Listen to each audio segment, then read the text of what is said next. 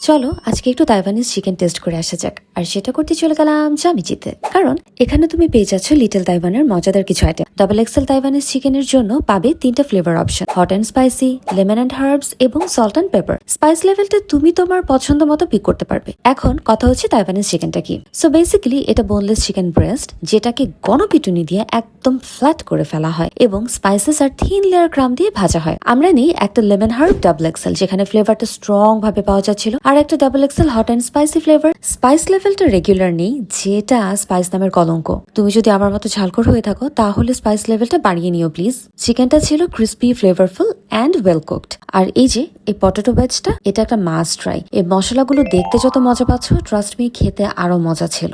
Soft serve থেকে চোখ বন্ধ করে হট সেলিং আইটেম সানডে টারোটা নিয়ে নিবা। আর আমার মতো সুইট টুথ হলে এই সানডে ম্যাঙ্গোটা মাস্ট ট্রাই। তবে আগে সুইট অ্যালার্ট দিয়ে রাখলাম কিন্তু।